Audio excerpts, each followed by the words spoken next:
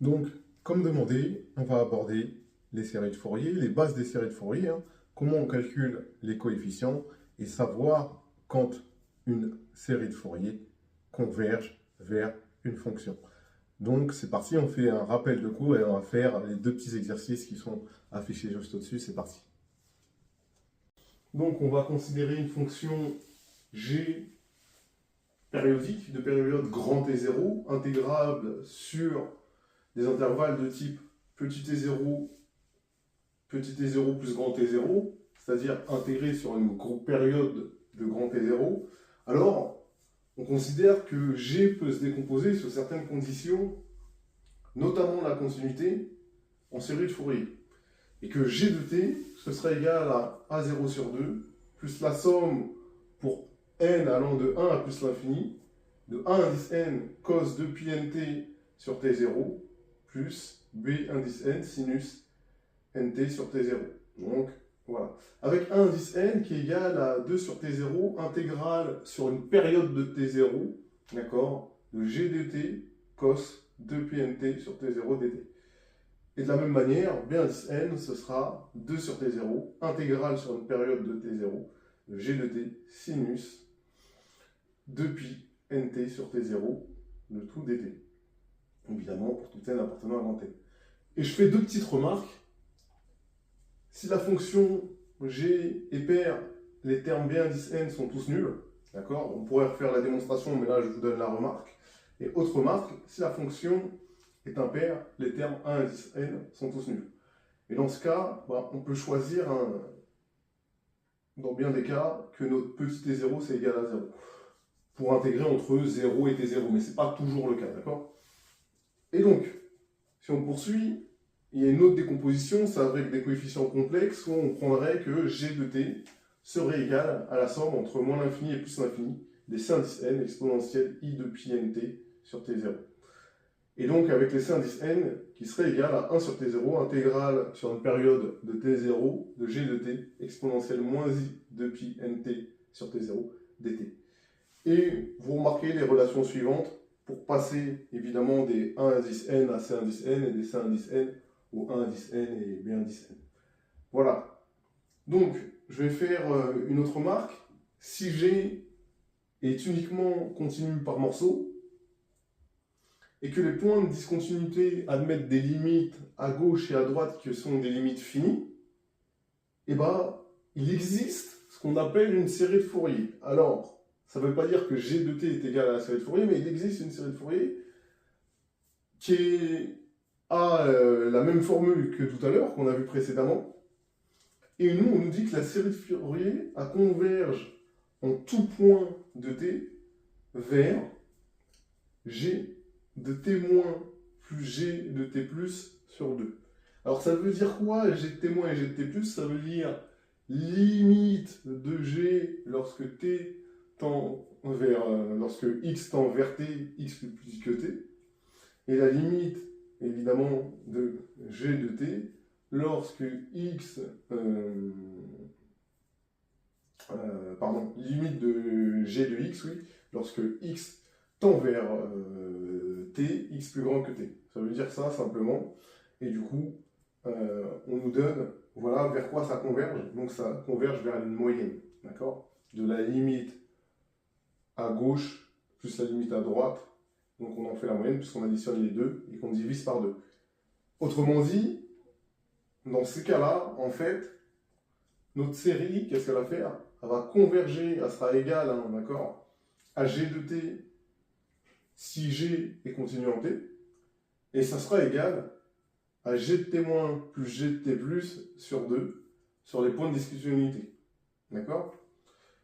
Et donc, autre remarque, si G de t moins égale G de t plus, c'est-à-dire limite à droite d'un point de discontinuité égale limite à gauche d'un point de discontinuité, et ben, ça voudrait dire que G est prolongeable par continuité et que donc la série de Fourier est égale à ma fonction de base, grâce au prolongement par continuité possible. Là, on va faire deux exercices qui sont affichés ici. On nous demande de calculer les séries de Fourier et de savoir si elles convergent. Pour certains, je vais regarder d'abord si ça converge. Et après, je vais, après, je vais faire les séries de Fourier. Et donc, c'est parti. Du coup, on revient sur l'exercice. On a f qui est une fonction, évidemment, qui est depuis périodique, et définie, en tout cas, elle est définie sur R, mais on sait que f de x égale pi moins valeur absolue de x sur moins pi pi. Et moi, j'ai dit que f est continu sur R. Pourquoi? Parce que vous observerez assez facilement qu'on a la continuité en moins pi. Et donc, comme en plus elle est depuis périodique et centrée en 0, vous verrez qu'on a la continuité sur R. Et ça, c'est très important parce que ça nous permet de dire que f admet sa décomposition en série de Fourier et donc qu'on pourra calculer tout à l'heure. Je vais remarquer autre chose. Je remarque que f est une fonction paire. Très important. Pour moi, c'est quelque chose de très important parce que ça va me permettre de dire que les coefficients Bn sont tous nuls. Pourquoi f est paire? Je mets les explications tout de suite. Et donc, on va montrer que f est paire. En fait, je vais considérer x dans 0π dans un premier temps. Et comme il est dans 0π, le x, sa valeur absolue, c'est lui-même puisque c'est un nombre positif. Et donc, la valeur absolue de moins x, c'est x également. Et donc, quand je calcule f de x, ça fait pi moins valeur absolue de x. Mais comme la valeur absolue de x, c'est x, ça me fait pi moins x. Et quand je fais f de moins x, de la même façon, ça me fait pi moins valeur absolue de moins x. Mais valeur absolue de moins x, comme moins x est positif, c'est son opposé. Ce qui fait x, ce qui me donne pi moins x. Maintenant, je vais aller sur moins pi 0. Et donc, si je prends valeur absolue de x, c'est moins x, puisque mon x, il est négatif, donc c'est son opposé, sa valeur absolue. Et valeur absolue de moins x, c'est lui-même, puisque moins x est positif. Je calcule f de x, ça me fait pi plus x, et f de moins x, ça me fait pi plus x. Donc, moi, j'ai montré que pour tout x de moins pi, f de x égale f de moins x, et comme ma fonction, elle est continue et périodique, et que j'ai montré que j'avais f de x égale f de moins x sur une période centrée en 0, et ça engendre que j'ai une périodicité ici, évidemment, que j'ai f de x égale f de moins x sur R, d'accord? Et donc, là, j'ai remarqué que la fonction est paire, donc c'est pas mal, pourquoi? Et donc, comme f est continu sur R, je peux dire que f est égal à sa série de Fourier. Et sa série de Fourier, c'est quoi? C'est A0 sur 2 plus somme pour n allant de 1 à plus l'infini des AN cos 2pi nt sur T0. Mais mon T0, c'est ma période, elle vaut 2pi. Donc T0, il vaut 2pi. Donc je peux remplacer mon T0 par 2pi, mais si j'ai 2pi sur 2pi, ça fait 1.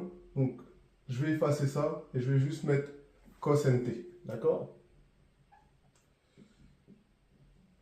Et ça, c'est génial. Pourquoi? Et maintenant, je vais dire ce que valent les AN. Mais d'abord, la première chose que je dois faire, c'est de calculer à 0. Pourquoi j'ai pas de Bn? Parce que comme la fonction est paire, la remarque qu'on avait fait précédemment, c'est que tous les Bn valent 0. Vous remarquerez que j'avais fait une petite erreur. Hein. Du coup, comme j'avais mis t ici, je mets pour tout t appartenant à R, f de t égale a0 sur 2, somme pour n allant de 1 à plus l'infini, des a indice n cos nt, d'accord? On ne mélange pas les t et les x, soit je mets x, soit je mets t. Et du coup, là, le a0, évidemment, je vais mettre un t pour ne pas être perturbé, d'accord? Et donc a0, c'est 2 sur t0, évidemment, intégrale entre moins pi pi, puisque la période, elle est de pi, et la fonction, je la connais vraiment que sur moins pi pi. Donc je vais intégrer sur moins pi pi. Et du coup, je vais avoir cos, mon n il vaut 0. Donc cos 0t, le cos de 0, ça fait 1. Et donc là, je vais mettre dt. D'accord? Ok. Ma fonction ici, sur moins pi pi, vous savez qu'elle est paire. D'accord? Et comme elle est paire et que j'intègre sur une période centrée en 0, ça va me faire 2 fois. Donc ici, j'aurai 2 sur T0, d'accord, fois 2 fois l'intégrale entre 0 et pi de pi moins t. Puisque quand je travaille sur 0 pi, bah évidemment, valeur absolue de t est positif dt. Sauf que mon t0 il vaut 2 pi, ok?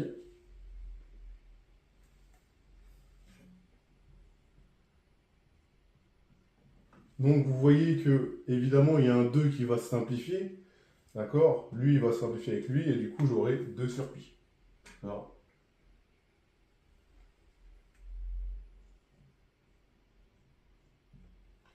trouver une primitive de ça, c'est pas bien compliqué. Et du coup, une primitive de pi moins t, c'est pi t moins t carré sur 2. Et donc, quand je vais prendre valeur en pi moins valeur en 0, simplement, ça va me donner pi. Voilà. Donc, on a trouvé le A0. Mais il faut trouver les autres indices n. Donc, si on reprend, on a f de t qui est égal à A0 sur 2, mais A0, il valait pi. Donc, pi sur 2 plus somme pour n allant de 1 à plus l'infini des 1 indice n cos mt. Bah, il faut qu'on trouve un indice n qui est l'intégrale, évidemment, entre moins pi et pi, de f de t, cos nt dt. La chance que j'ai, c'est que à la fois, ma fonction de base, elle est paire, et le cosinus, il est pair. Donc, en fait, tout ça, c'est pair. Et donc, de la même manière que tout à l'heure, je vais pouvoir dire que c'est 2 fois l'intégrale entre 0 et pi. Et j'ai failli oublier le 2 sur t0, hein, et que c'est 2 fois l'intégrale, cette intégrale, entre 0 et pi, de ce que je vais avoir. Et donc, on va regarder. Bah, donc, je peux écrire ça, donc ça fait 2 sur 2pi, puisque t0 égale 2pi, fois 2, fois l'intégrale entre 0 et pi, de pi moins x cos nt dt. Et du coup, là, pour trouver une primitive de ça, bon, je vais développer, hein, d'accord? Le pi sur le cos nt, il y a une primitive facile. Et là, c'est pas x, j'allais refaire la même erreur, c'est t. D'accord? Pas x, c'est t, il faut faire attention.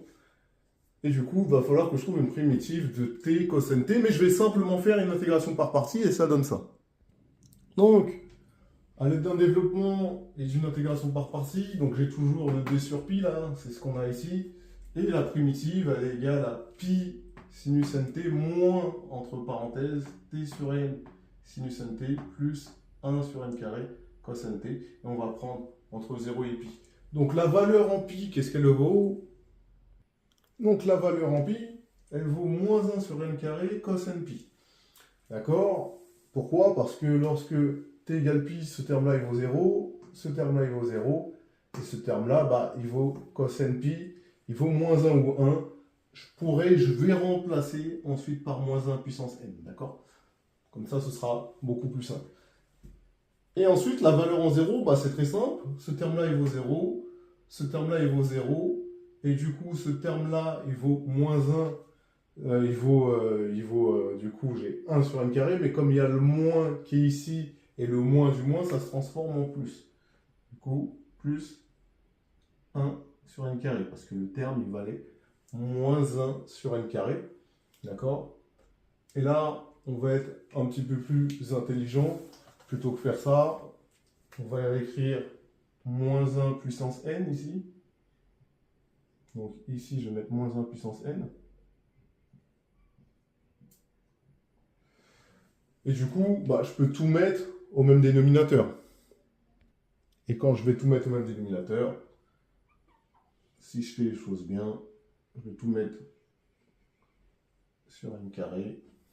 Et du coup, je vais faire ici, j'ai 1 moins 1 exposant n. Bah, voilà ce que valent mes AN lorsque n est différent de 0. D'accord? Là, je vais mettre pour tout n appartenant à n étoile. D'accord? Bah, du coup, je vais pouvoir compléter, hein, simplement. Bah, simplement, qu'est-ce que je vais faire? À n, je vais le remplacer par l'expression qui est ici. D'accord? Et j'ai oublié le carré qui était ici. Donc ici, je vais tout effacer, hein, ça sera beaucoup plus simple. Et du coup, je vais écrire pi sur 2 fois 1 moins 1 puissance n sur n carré fois cosinus nt. Tout simplement. Donc lui, je peux le passer devant la somme également, hein, d'accord? Et ici, je peux faire des choses. Parce que, qu'est-ce qu'on sait? C'est que moins 1 moins 1 exposant n sur n carré, ça vaut 0 si n est pair, et ça vaut 2 sur n carré si n est impair. D'accord? Il n'y a pas de E. Autant pour nous. Donc on va pouvoir changer notre somme, c'est-à-dire qu'on va prendre que les termes impairs. Et pour prendre que les termes impairs, ça va être simple. Je veux dire n allant de 0 à plus l'infini. Donc ici, je vais écrire 2 sur 2n plus 1 au carré cos 2n plus 1 fois t. Et voilà ma décomposition en série de Fourier de ma fonction f. Et donc voilà, ça c'est un sujet assez difficile. Je vais faire l'exercice 2 dans une autre vidéo. À bientôt.